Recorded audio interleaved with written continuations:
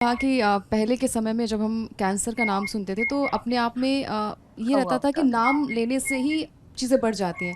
लेकिन अब इतना कॉमन हो चुका है, खासकर महिलाओं की बात करें, चाहे वो घर पे बैठी हैं, चाहे वो जॉब कर रही हैं। हम कहीं ना कहीं अपने आप को पीछे छोड़ देते हैं, खासकर अपनी हेल्थ को पीछे छोड़ देते हैं। तो मैम, सबसे बड़ा सवाल ये है मेरा कि महिलाओं में सबसे कॉमन कौन कौन से कैंसर होते हैं और इसके खतरे कब बढ़ जाते हैं? हमारे देश की बात करते हैं तो हमारे देश में जो प्रमुख कैंसर्स है महिलाओं में सबसे ज़्यादा है स्तन कैंसर, ब्रेस्ट कैंसर। दूसरे नंबर पे आता है सर्वाइकल कैंसर, जो कि बच्चेदानी के मुख का कैंसर होता है।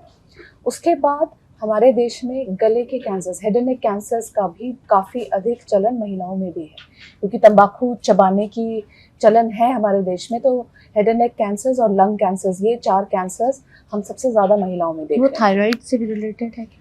थायराइड से, हाइपोथायरॉयडिज्म से पर से आपका रिस्क बढ़ सकता है। अगर आप में हाइपोथायरॉयडिज्म है, आपको शुगर भी है और आप मोटापे से ग्रस्त हैं, तो बच्चेदानी के कैंसर्स, यूट्राइन कैंसर्स होने का रिस्क आप में बढ़ जाता है।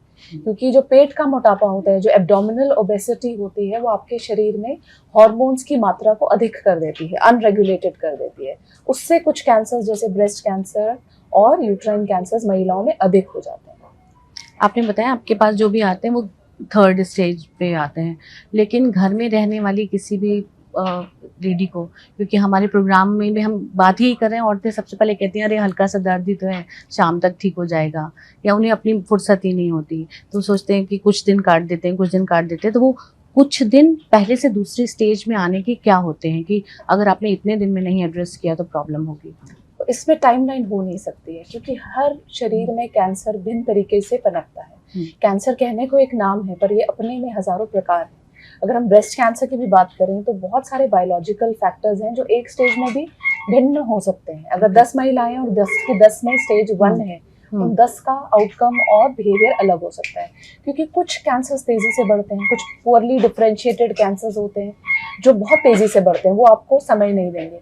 कुछ लो ग्रेड होते हैं, वो सालों भी लगा सकते हैं। तो आपको समय वेस्ट करना नहीं है। सबसे बड़ी चीज़ है, आई थिंक, जो महिलाओं को रिइंफोर्स करनी है कि अपने शरीर की पुकार को समझो। आपका शरीर जो आपको संकेत दे रहा है, उन्हें छुपाओ नहीं, उन्हें दबाओ नहीं।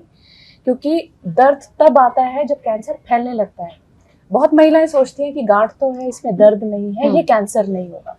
सेल्फ डायग्नोज नहीं करना, ये निदान हॉस्पिटल जाके होगा कि कैंसर है कि नहीं है। क्योंकि cancer is painless to start with, it starts to hurt only जब वो आसपास की नसें, नर्व्स या ब्लड वेसल्स, रक्त धमनियों पे जब इन्फिल्ट्रेट करेगा, तब जाके उसमें ब्लीडिंग या दर्द का एहसास होने लगेगा। तो दर्द का इंतजार नहीं